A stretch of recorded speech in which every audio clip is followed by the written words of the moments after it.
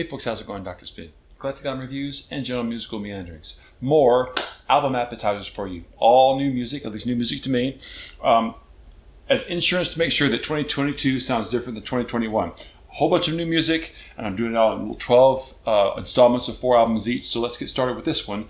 Starting off with Cynic's Ascension Codes. Ascension Codes was released towards the end of last year in response to the death of both Sean Reinhart and Sean Malone, two key members of Cynic that have been there since the very beginning, at least in the studio albums. Those core members passing have just left Madzaval as the guitar player and singer and the primary sort of composing force behind the group. And that's not unusual. I think he's been behind a lot of the musical progress of the band since, for the past decade or two. But for him to have carried on after the death of these two characters is brave, to say the least.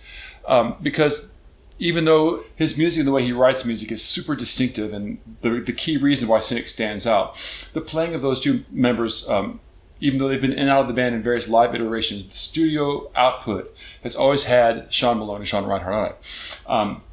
Now on this album they've changed things up a little bit, and I think that overall it's actually pretty successful. As a bass player, Sean Malone is very, very difficult to replace. Okay, he plays Chapman stick as well, but he came at Cynic with a very lyrical, almost Jeff Berlin style of fretless bass playing, which is unusual for the kind of heavier kinds of styles that, especially in the early days, Cynic was known for.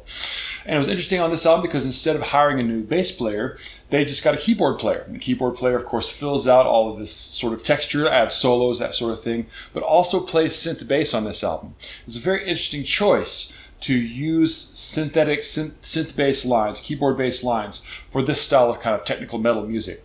And I think overall it's really successful. It really kind of replaces Sean Malone's voice pretty decently without actually trying to copy what he does. And of course the kind of drumming that Sean Reinhart had made popular during his time with Cynic has become a little bit more commonplace as technical metal has grown over the past 30 years. So unsurprisingly they found a drummer who could really cut it and do a great job with the album.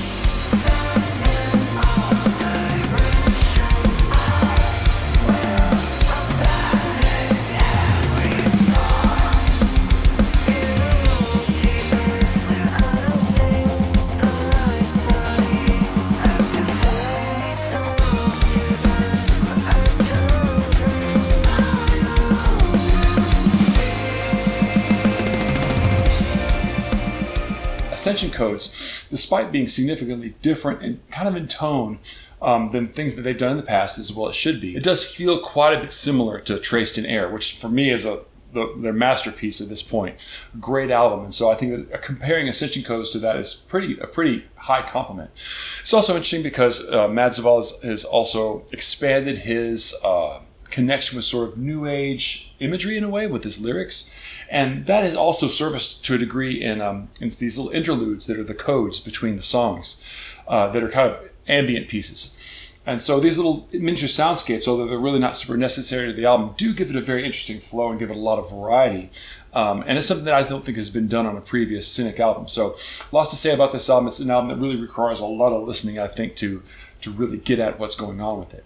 Okay, next up is Moor Mother's Black Encyclopedia of the Air. Now, since 2020, I've had this funny little rivalry, in a way, between Cynic and Moor Mother, because I think that as much respect as you have to pay to Cynic with their technical prowess and all that other things that make them so unique, you have to do the same with Moor Mother, because although she doesn't play technical metal by any stretch of the imagination, her very unique take on soundscape and spoken word and rap and hip hop and punk rock, all these kind of things that she touches on in her music really come together in a way that deserves the same focused kind of listening that Cynic has in their music. And I think this is no different. Black Encyclopedia of the Air requires the listener to get involved with what Moor Mother is saying. The shadows are what made me strong. No landed near Armstrong, but it was necessary. Mind fresh out of solitary confinement. Escape the fangs and microchips of realignment. Kill my self-assignment, heart exchange.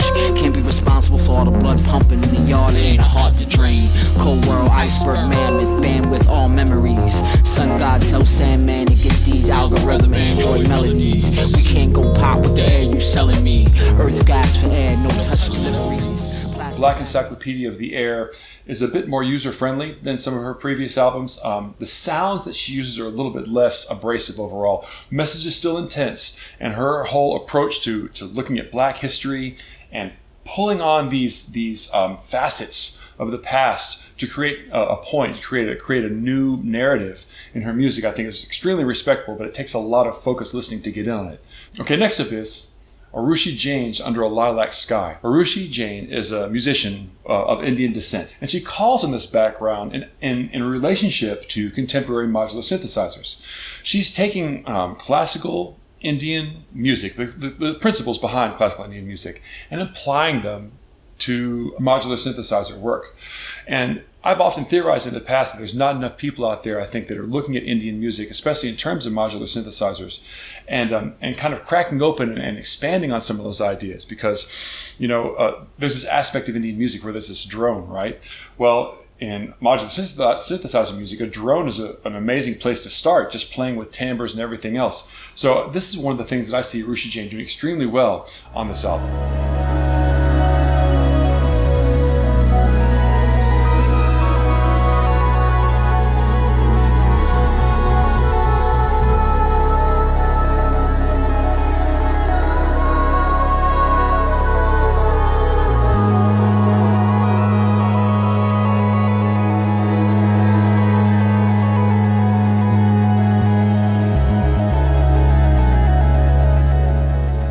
Structuring like a normal Hindustani or Carnatic concert style music.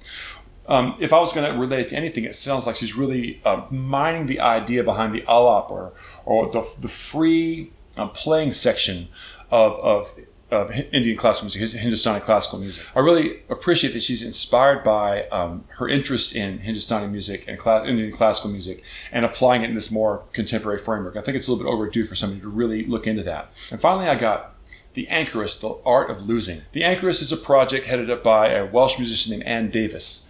And it's kind of an interesting, like, prog-adjacent album, She's got these really great moody piano pieces on there that are very kind of open-ended and very compositionally minded. And also some really attention-grabbing, straight-ahead, more rock tunes.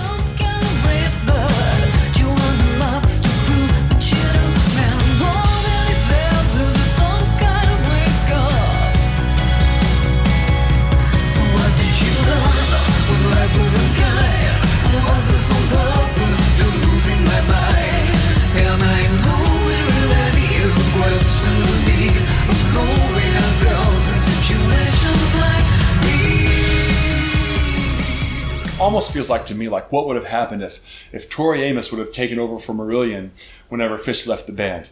I think there's a musical overlap there between what Marillion was doing in the late 90s and maybe the early aughts, but definitely with a more female-centric approach. Also kind of feel a little bit of a connection with mid-90s Rush, like the Counterparts era. These are all kind of interesting touchstones, but none of it really captures exactly what makes The Anchoress such a great album overall, compositionally speaking, and as far as its lyrical messages go. I think this is a really great album to hunt down and check out on your own if you have the opportunity.